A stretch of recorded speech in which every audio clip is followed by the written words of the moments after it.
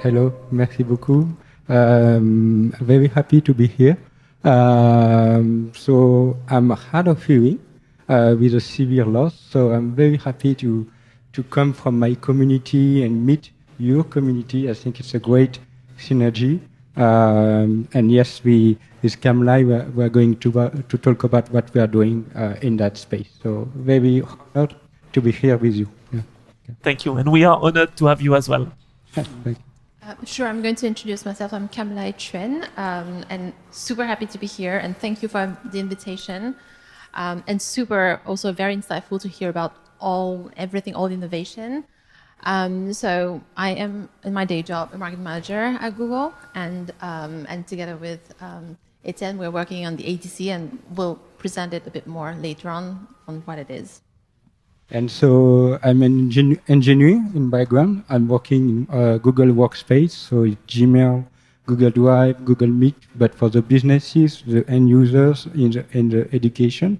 And also I am member of ERG. ERG means Employee Resource Group.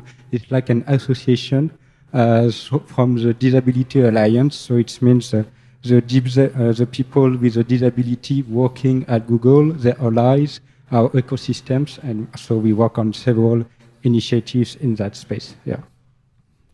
So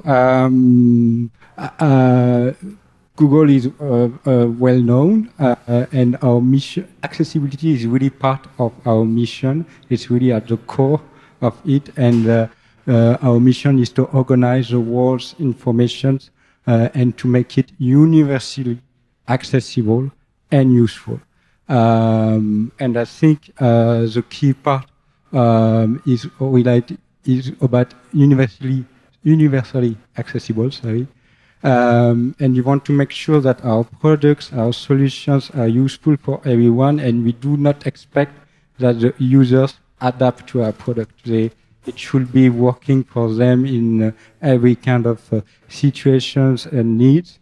Of course, we have a lot to do to progress, but this is really at the core of what we are doing to do.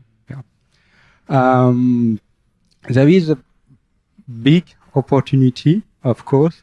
I think it was mentioned by Philippe Trottin from Microsoft and other speakers this morning.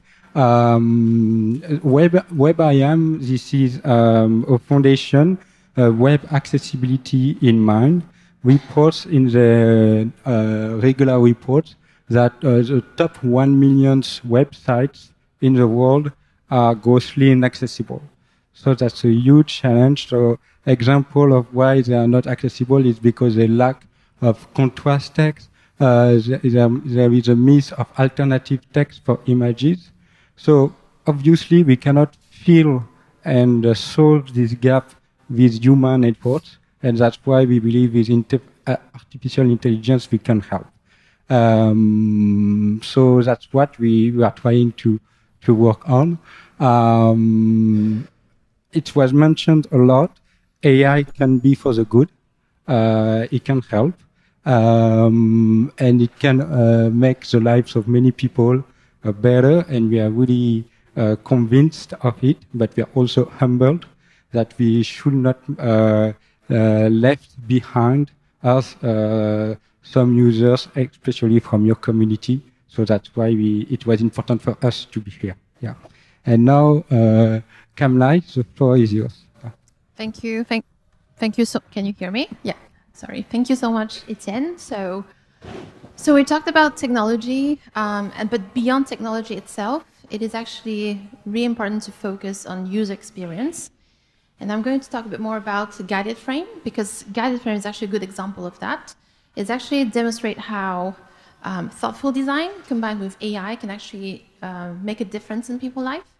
So imagine you have to take a selfie and you can't see the screen. It's pretty difficult, right? Well, with guided frame, it is actually now possible and quite simple. So it kind of uses AI to help detect the subject on the picture, on the frame. So it could be like a person, it could be a pet, but it could also be an object. and it guided you through audio cues to let you know what is the perfect frame. It can also include some visual frame on your screen, and it uses vibration on the phone to let you know when the subject is well positioned and for you to take the perfect shots. So, so overall, how we're seeing Guided Frame is really a testament of Google's commitment to inclusive design, and we're going to show you a video that shows Guided Frame in action.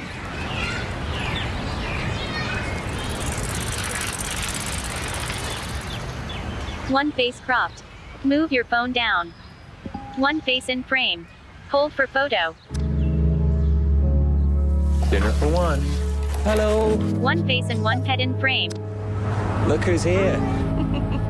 Two faces in frame. Two faces. Good morning. Two faces. Delete that. First day in the new place. Two faces. Two faces. Two faces in frame. Three faces in frame. Hold for photo.